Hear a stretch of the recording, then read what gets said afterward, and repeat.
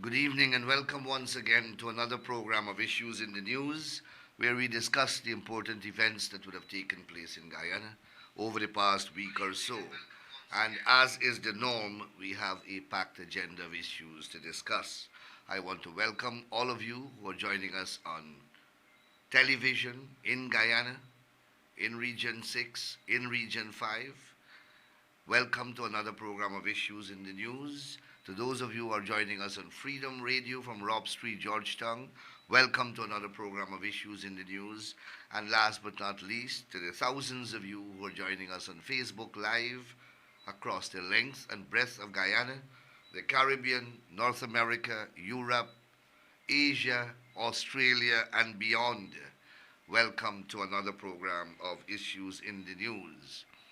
Permit me to apologize for missing last week's program, but that was due to a very important engagement that required my undivided attention, and that is the massive and absolutely successful dinner fundraising event which was held in the compound of the convention center, the Arthur Chung Conference Center, last Friday, the 27th of June. That was a mega event, a massive success, and it was organized by the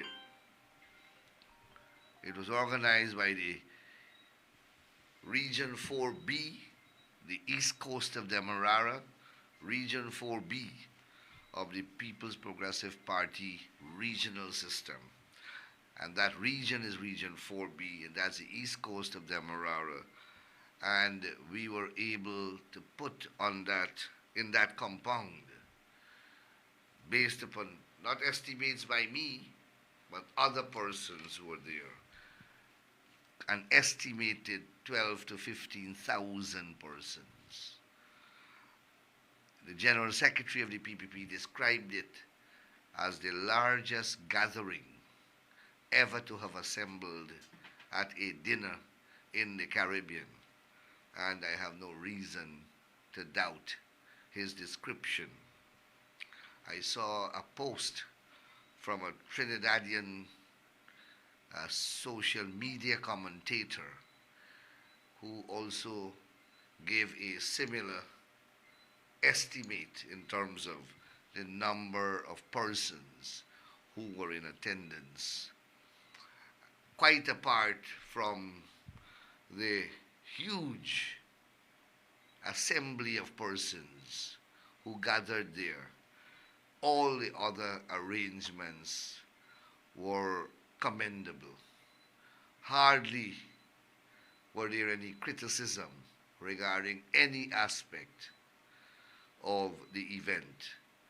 The organization was done well, the traffic arrangements were commendable, the seating arrangements were very orderly and spacious, the sound system was great, the stage was great, the cordiality of our ushers, the ushering system was commended, the garbage arrangement was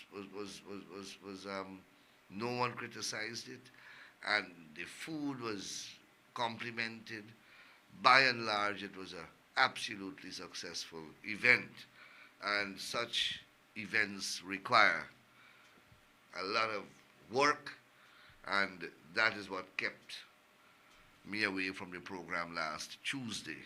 And while I regretted staying away from the program, in the end, I believe the right decision was made, because if I came on the program and that affected that event in some form or fashion, I would not have been very pleased. So I'm happy that all is well that ends well. That having been said, quite a number of important events have taken place since we last spoke. In fact, I can hardly deal with the number of issues that I have earmarked here to deal with. of some importance, but I forgot to invite you to share this program. Share the program to your friends. Share the programs to your followers so that all your friends and all your followers can join us in tonight's discussion. Please let me have your comments.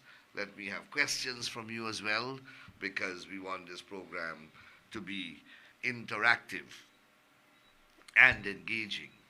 The last time we met, I spoke about an exodus taking place in the political or on the political or in the political landscape. And I was largely referring to the PNC, APNU. Well, that exodus continues. Since we spoke, Amanda Desir has left. Mr. Figuera has left. And other persons have left. But it would appear as though the exodus has become contagious. And other parties are now similarly affected. I see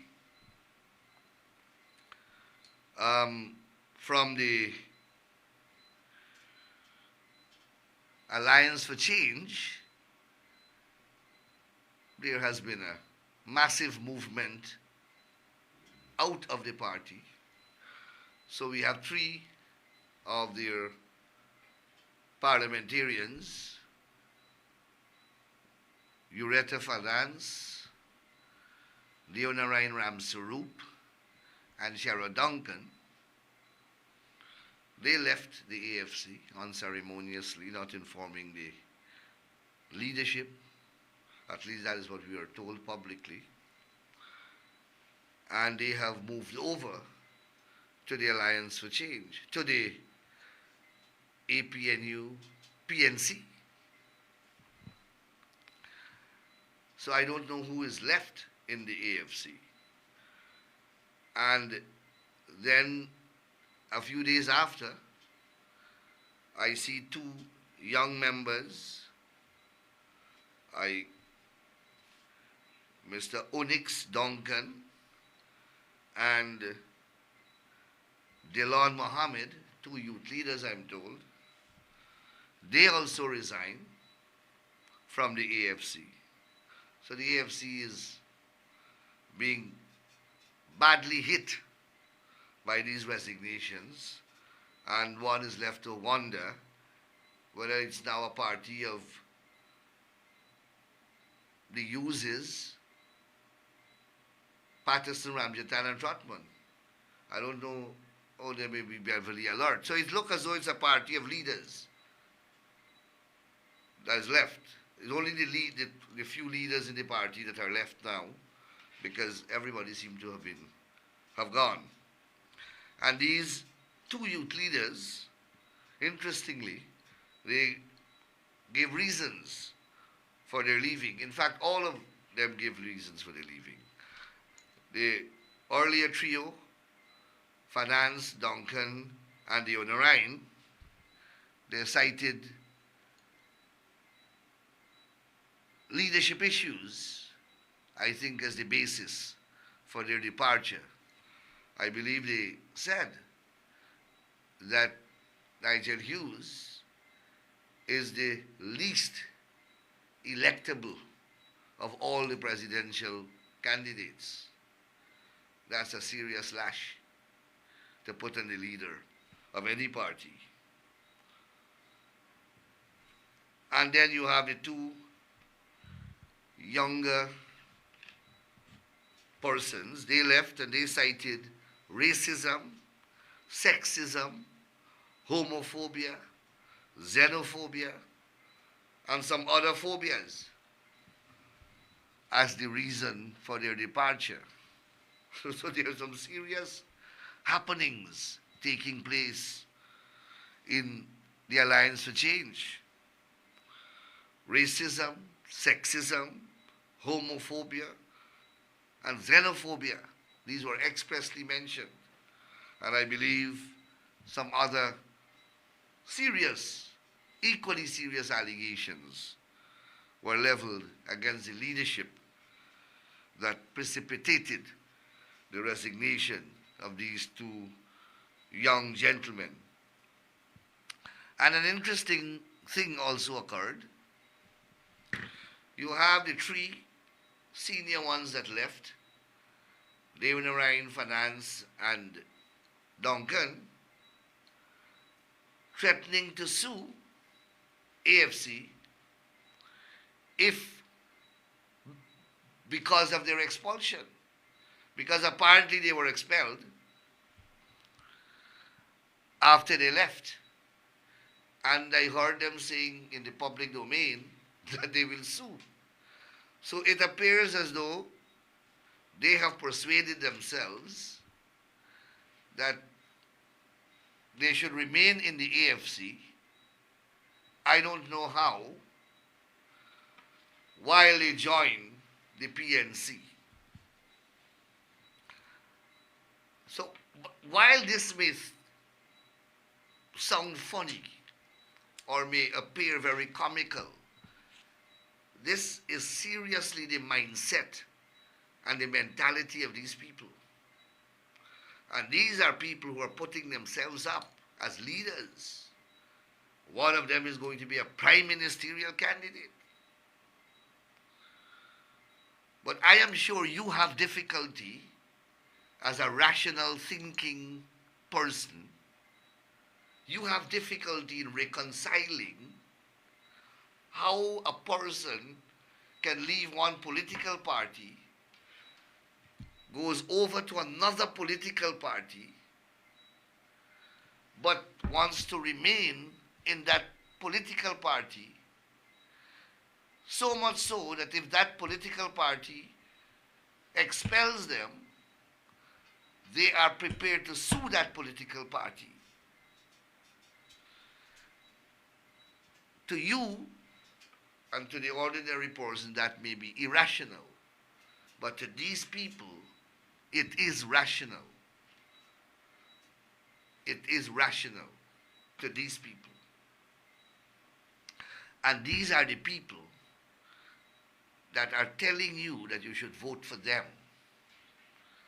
That type of mentality which they have, they will use to advance your life and to govern the society and to provide for your children and protect your children's future. And I'm not making this up. You have seen what they have said.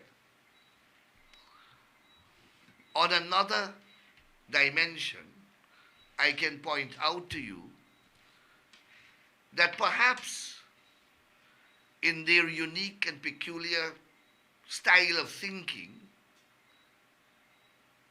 because they all embrace coalition politics, and perhaps they are collating, and maybe that is why they want to remain in the AFC while they move across to the PNC or to APNU. Maybe it's a coalition in their minds between the AFC and APNU all over again. The only difference now is that in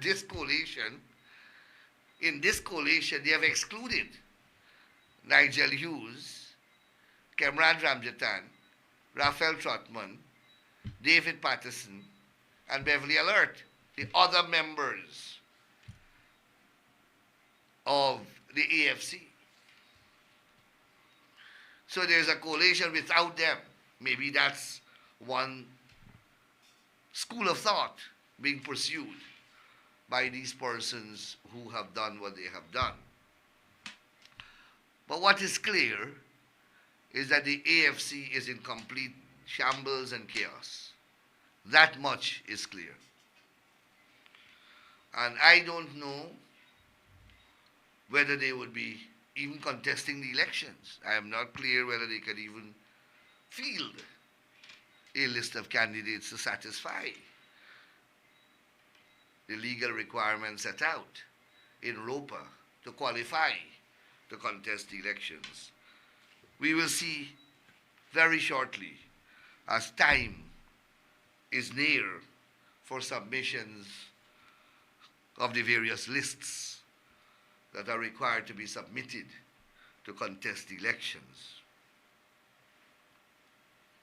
Still on the question of movements taking place in political parties, I see Forward Guyana, that's a unit now formed by Amanda Desir,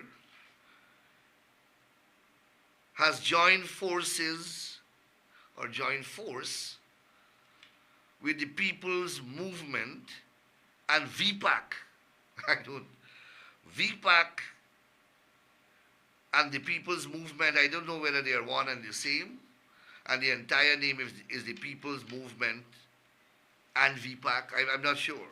But this is a grand coalition of forces. Forward Guyana, the People's Movement and VPAC have joined forces. I don't know if two of them coming together or they are three separate entities. But in my respectful view, 3 zeros equals 0. And then you have ANUG coming together with WIN. And the leader of ANUG, Dr. France, I can't remember his first name.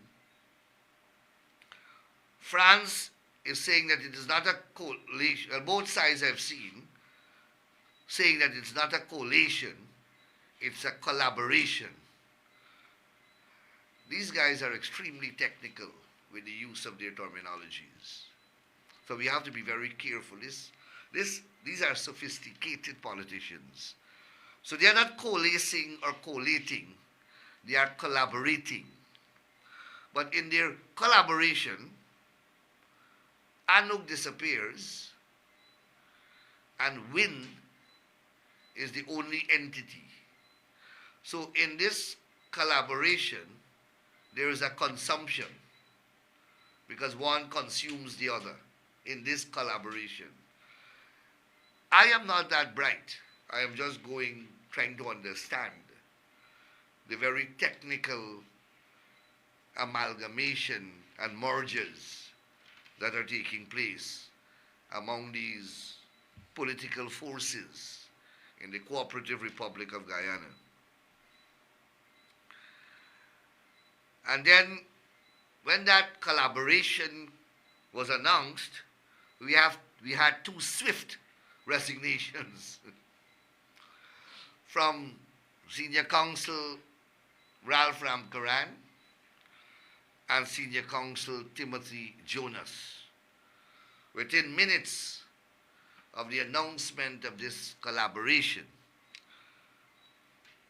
we saw in the social media, or on social media, these two learned gentlemen submitting their resignations. The reasons are obvious. I don't think that I have to tell anyone why they have submitted their resignations.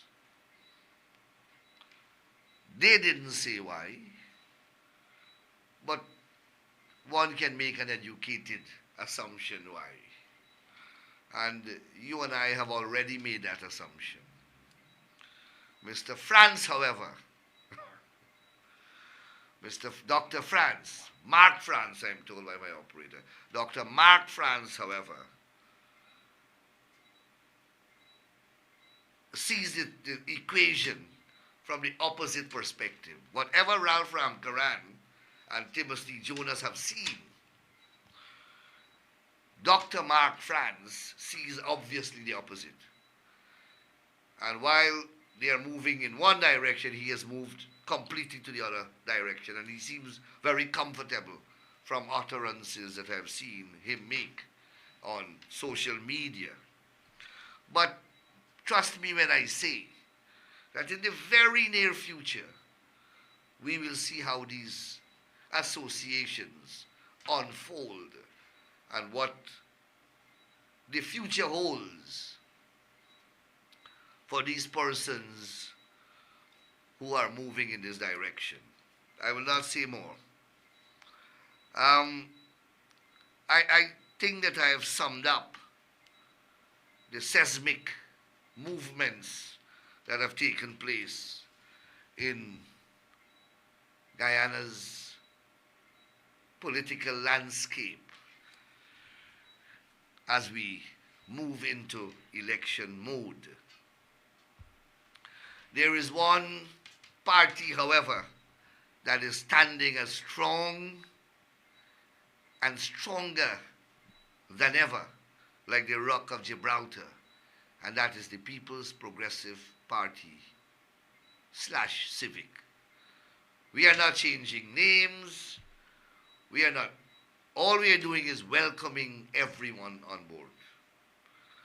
The president commenced his term in office with the coinage of a phrase, One Guyana.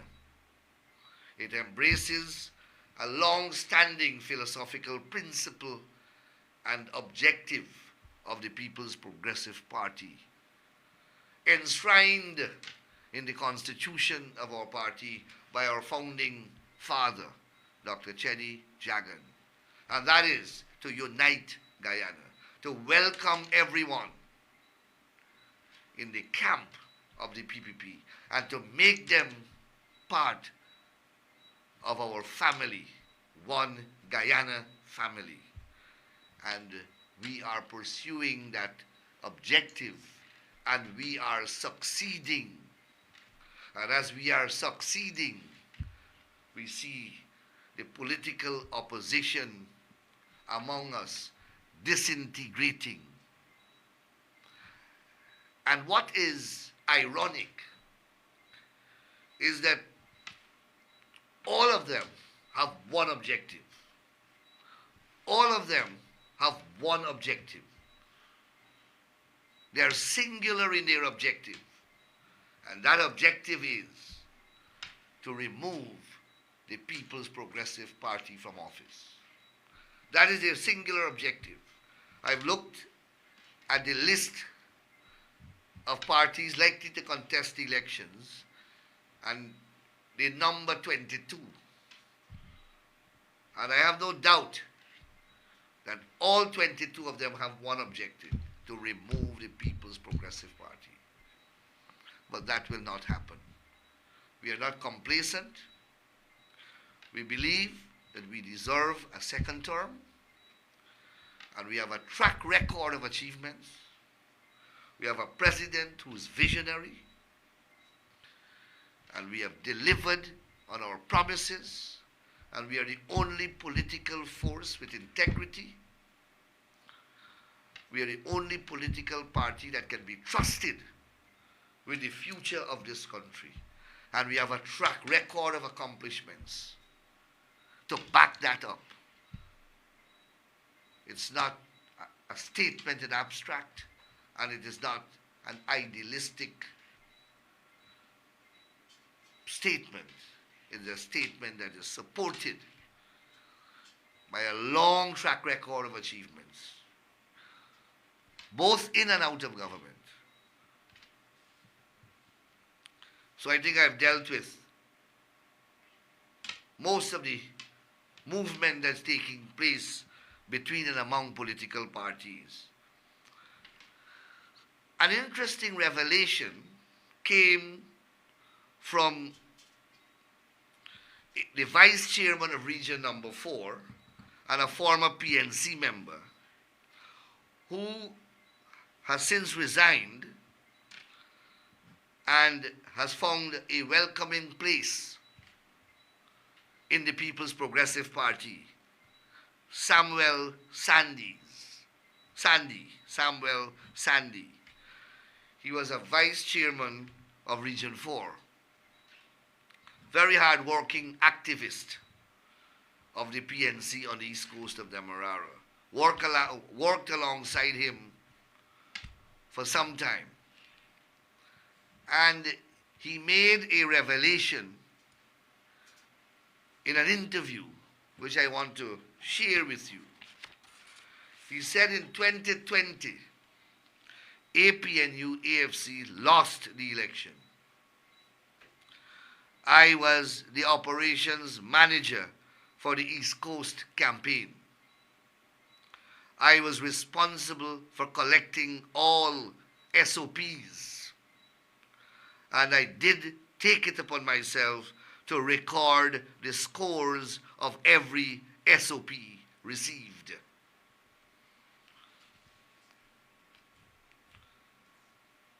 Mr. President Granger's son-in-law, a leader of the Alliance for Change and a minister of the government, Gaskin, made similar pronouncements during that 5 months period when they were trying to steal the elections. Now Sandy has come forward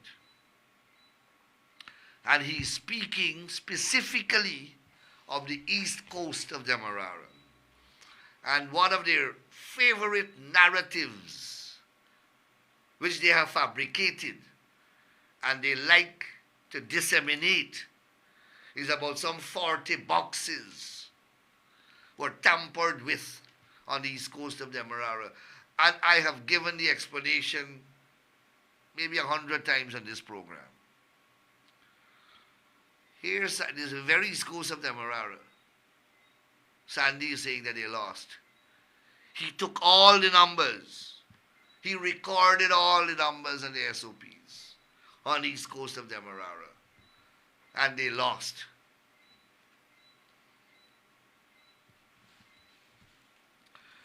Remember, they were saying that documents were missing. And I keep saying to them, when you count ballots, election is about ballots, how many people vote for you. The people vote by ballot. The only thing that is counted is the ballots in the box. So if a statutory form is missing, some form, how would that affect the number of ballots in the box? But that is what they want to hold on to. And they believe that people are as foolish as them. If a statutory form is missing, does that change the fact that you have 50 votes in the box for the PPP and you have 10 votes in the box for the PNC? Because of some statutory form missing, those numbers are going to change. The PNC will get more votes because a statutory document is missing. Because that's all is counted at the close of poll is the ballots, not statutory instruments.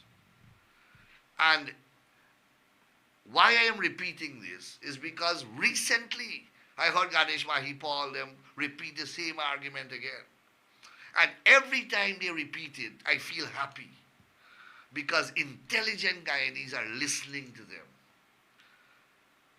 And every time they do that, they dent their credibility. Not that they have much credibility in the first place, but it just reminds people how dishonest, how barefaced, how vulgar, and how hypocritical these people are. It just shows you that they lost fairly and squarely. But they still would not accept it. And how long they don't accept it, the Guyanese people must never vote for them. I see them quoting observer reports all the time. But you know, the observer reports, and they're quoting the recommendations made by observer reports. Yes, every observer report contains recommendations. I have no doubt. No problem with that. But they're not dealing with the main ingredient in the observer report is that the elections were free, fair, and transparent. And the attempts by the APNU AFC to rig the elections were condemned. That is the main theme of each observer's report. There is no observer in the 2020 elections that have not said that the elections were free, fair, and credible, that the PPP has won those elections, and the attempts by the APNU AFC to change the results of the elections were unlawful and were fraudulent. Every observer report says that.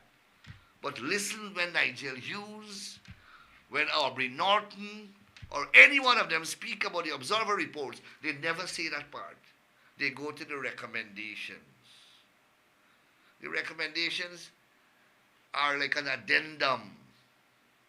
The observation report is a report of the observation of the conduct of the elections. That is what the people came to observe. The conduct of the elections. And that is what their report is on. Everything else are not, they are subsidiary to that main theme, but they never want to quote the main theme. I just thought that I would reflect on that a little. Now there is a issue that is making the news, which I saw today, and it concerns a tweet by a U.S. congressman.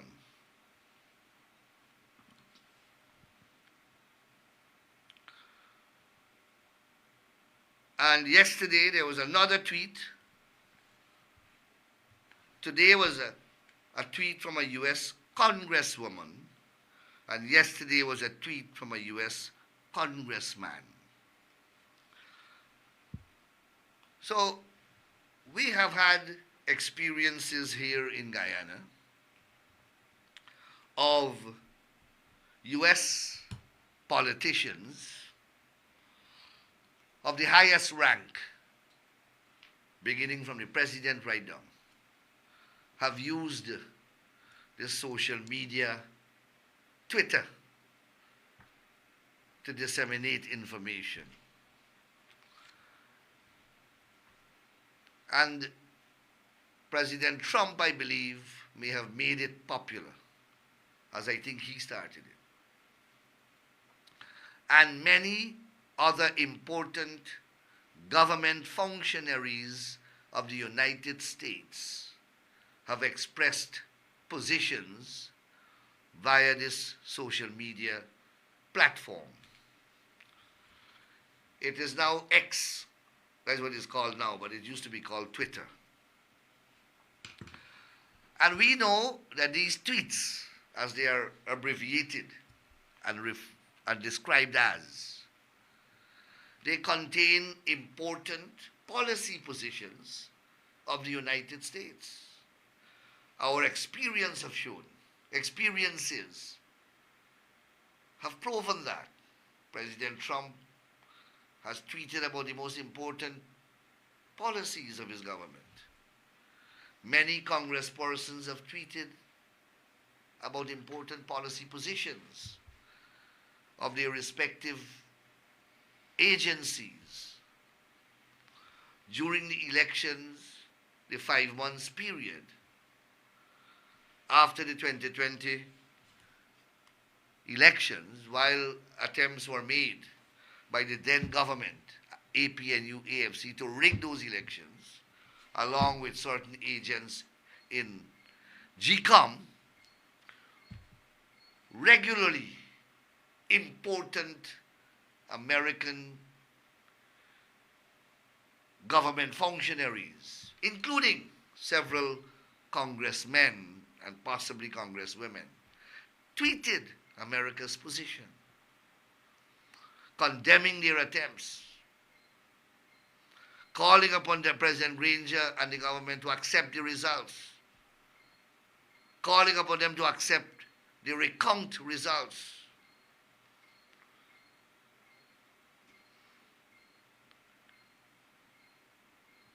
Sanctions were threatened against that government via tweets from no other than the then Secretary of State, Mike Pompeo. You remember all of that. Then recently, in relation to the Venezuelan threats, or the Venezuelan threat to Guyana's territorial integrity, several important American functionaries have made very important policy position via this social media platform. I say that to you to say that whether an American congressman or woman tweets, make a tweet, they don't parrot a position. They're not rubber stamp. They express a policy position. They make important disclosures by virtue via this media platform. So when the two persons, the two US Congress members tweeted yesterday and today, and we know what they said. They are tweeting their positions, and they are members of Congress. The point I want to make is that you can't hand an American congressman a piece of paper and say, tweet this, and he will tweet it. It must be something that is part of their policy, that they are aware of, that they have investigated, and that is their position, because the platform of this social media platform has now become an acceptable form of them disseminating important policy, important positions that they adopt on important matters. There is a big controversy now in the media where I see the government is being accused as a result of these tweets. Rather than the media or certain sections of the media, the usual suspects, rather than them concentrating or reporting on what the tweet says or what the tweets say, their focus is not on the content of the tweet. Their focus seems to be on some lobbying company that they are accusing of being paid by the government of Guyana to prepare these tweets. Are they suggesting that the US Congress and the US congressmen and women are a bunch of rubber stamps? That these people have no integrity? That they have no self-respect? That they will just prostitute their position as Congress, as members of Congress, and simply publish something that somebody hands them in their hand and said, tweet this to Guyana, and look, there's an envelope of money for you here. Is that how they perceive the US Congress to be operating? Is that the respect and the integrity that they believe congressmen and women are possessed of? or their lack of integrity. I find this extremely shocking. Extremely shocking.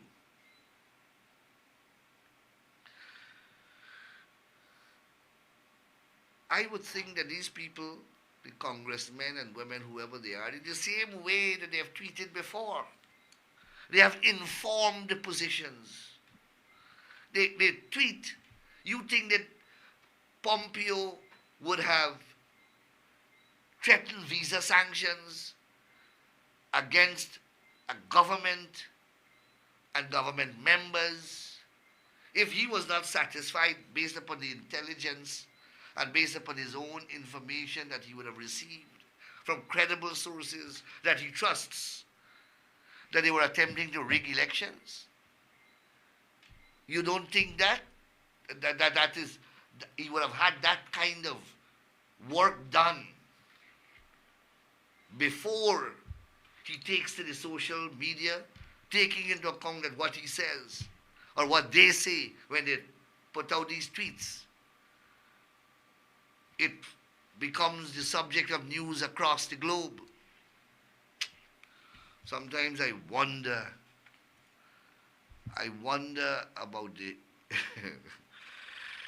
I wonder about our own self-respect. When people take these positions, they don't think it through. They don't think it through. These people are congressmen and women. These people they're high. Anyhow, I think I made the point. I can't continue saying the same thing over and over.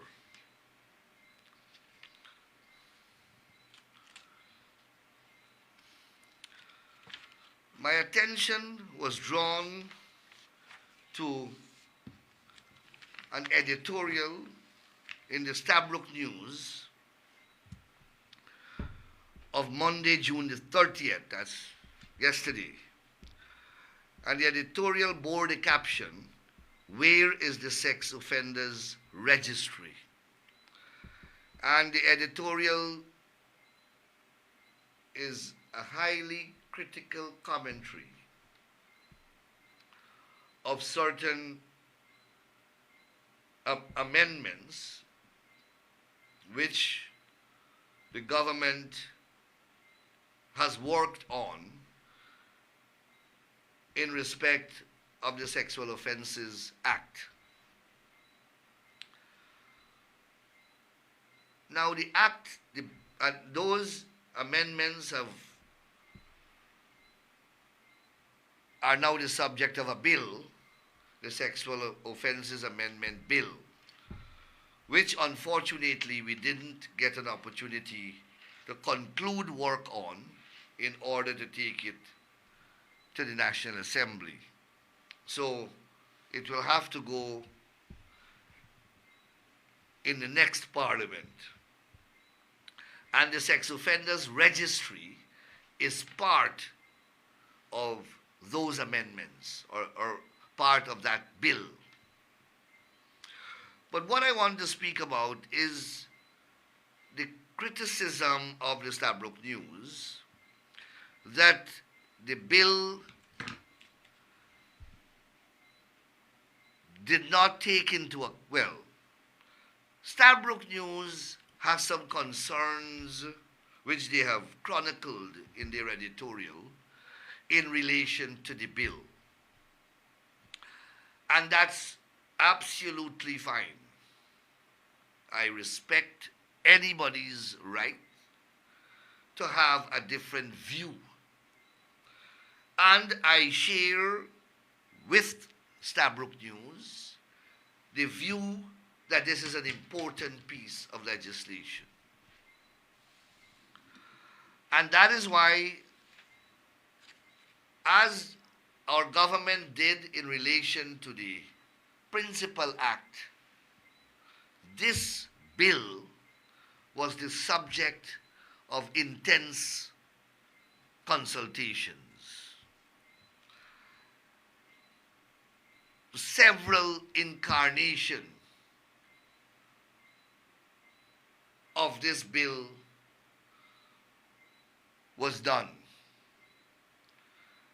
each benefiting from different rungs of consultations.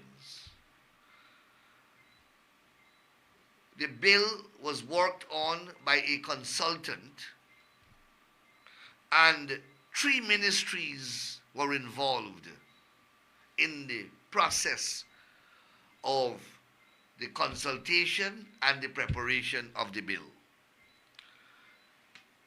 The Attorney General Chambers and Ministry of Legal Affairs, the Ministry of Human Services, and the Ministry of Governance and Parliamentary Affairs. 3 ministries.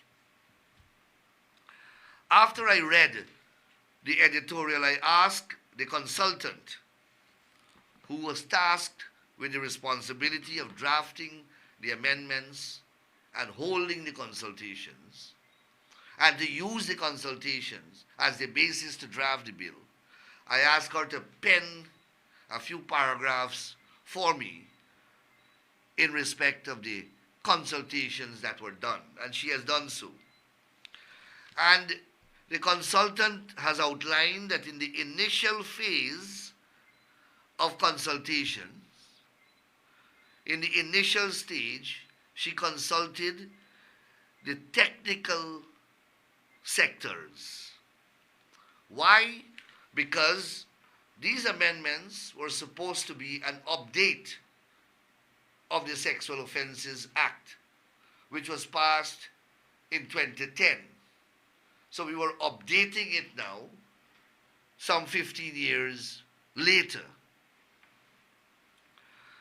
And we thought that a useful place to start is to go to the technical people and find out what technical deficiencies or deficiencies that are contained in the Principal Act and work from there. Let them tell you what those technical difficulties were or are, which they confronted in the practice of the law. So that technical team that was consulted included the Director of Public Prosecutions and the staff of the Public Prosecution, the DPP office,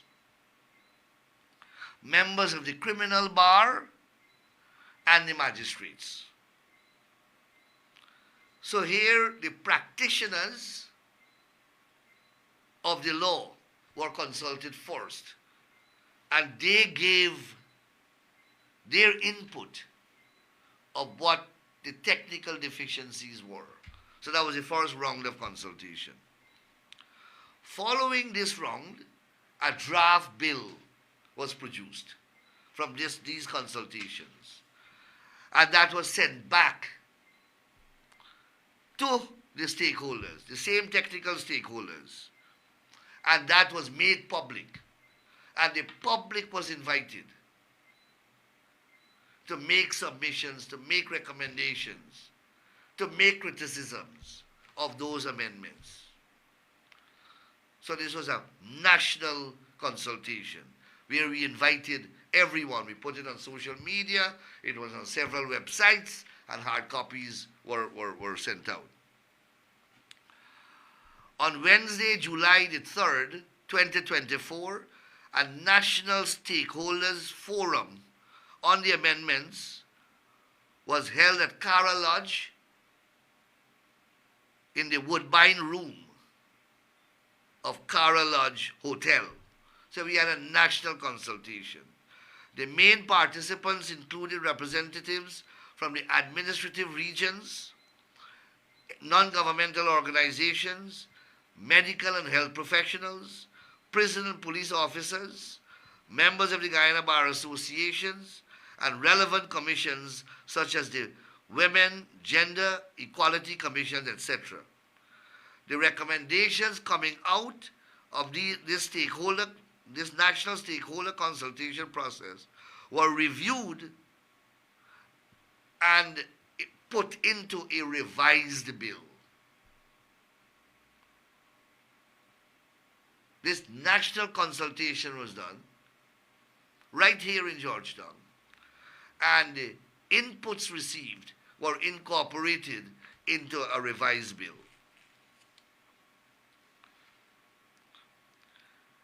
Then that revised bill was sent out back to both the technical persons, meaning the DPP, the magistrates, etc., and we had another sensitization program, inviting all the stakeholders again on November the 28th, Thursday, November the 28th, Friday, November the 29th, 2024, at the Guyana Police Force Office Training Center, Ivleary.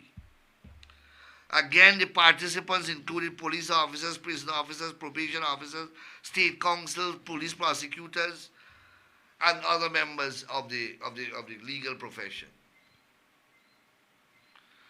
And then we got another revised bill was prepared based upon this last intervention.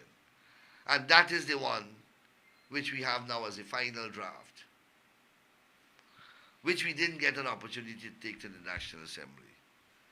The point, I go through all of this to illustrate to you the opportunities that Stabrook News and whoever interest they represent would have had to come to the consultations and bring their positions forward.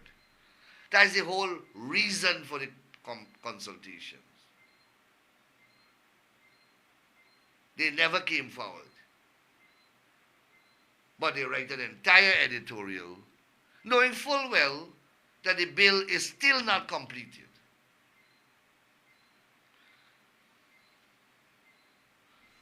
I just draw that to your attention to illustrate to you how no matter what this government what this government does, you will always have these criticisms coming. If we didn't hold any consultations at all, they would have written an editorial of the same type. I just gave you a series of consultations, none of which they attended, but they editorialized in a very critical way that the bill excludes important issues. Fortunately, the bill is not yet complete, and I will ensure, anyhow, they will get an opportunity to make another input.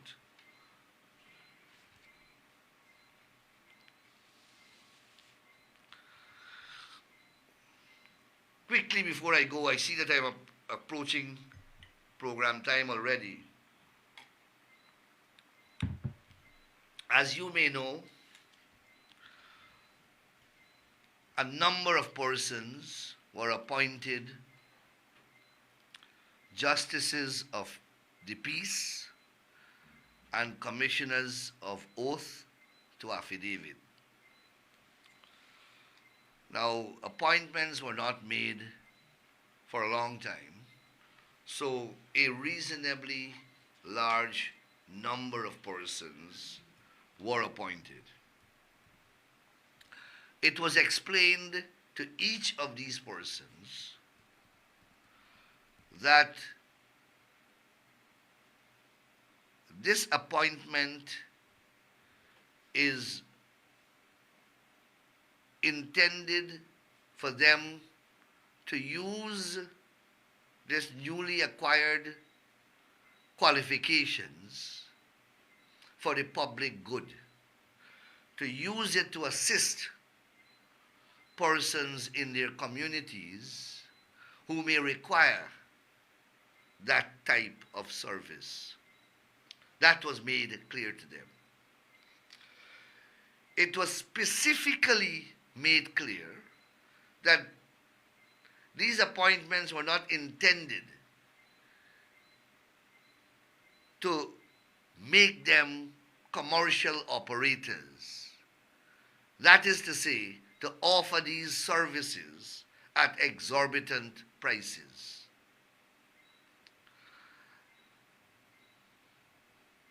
For those reasons, each appointment was confined to the region in which the person is residing, and they are not to operate outside of those regions.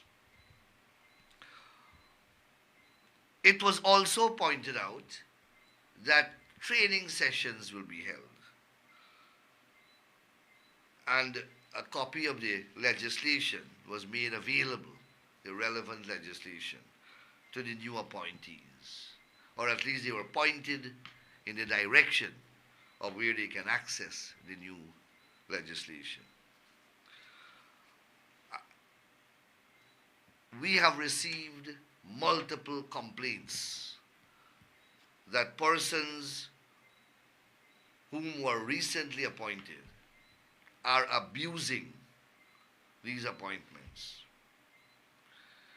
that they are doing things that this appointment doesn't qualify them to do, that they are charging exorbitant prices and fees and monies for rendering the service that they are rendering, that they have erected signboards at their homes, and some of them have open offices, and they list the type of services that they are now offering. I am asking kindly to all those persons who are appointed to desist from doing the things that I have just outlined. You are not attorneys at law, and the appointment that you have received as a justice of peace or commissioner of oath to affidavit, neither of those appointments nor the combination of the two qualify you to perform any legal service or services. Just before this program started, I see a JP putting a stamp on a landlord sending a tenant a notice. That is not a function of a JP. And all sorts of, when you pretend to be a lawyer, you're committing a number of offenses. In particular, when you are charging persons for legal services which you are not qualified to offer. I am hoping that there is a reconsideration by the persons to whom I'm speaking, and common sense prevails, and we don't have to go travel another road. Because these appointments, as you know, can be revoked. In the same way that they were made, they are revocable. And based upon the information that we are receiving, many offenses are being committed by these persons. Obtaining money by false pretenses, touting, obtaining money by fraud, a whole set of criminal offenses. And I'm hoping that we don't have to resort to those things. I am appealing here. I'm not threatening. I am appealing to all of you. Remember the reason why you were appointed. You were appointed to assist members of your community who may need that type of services. In particular, the vulnerable members of your society, of your communities.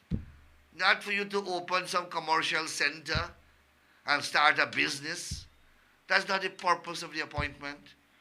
So I hope that good sense will prevail. My operator is signaling to me that we have long passed the program time. I want to thank you very much for being with me over the past hour. I think that we have covered a lot of ground, and well, I had to because I missed last week's program, and I may be missing some more programs, as the election campaign intensifies. Remember, we got to go out there and work. You can't allow. You see what is happening in the political landscape? You see the confusion, you see the chaos, you see who are the alternatives to the People's Progressive Party?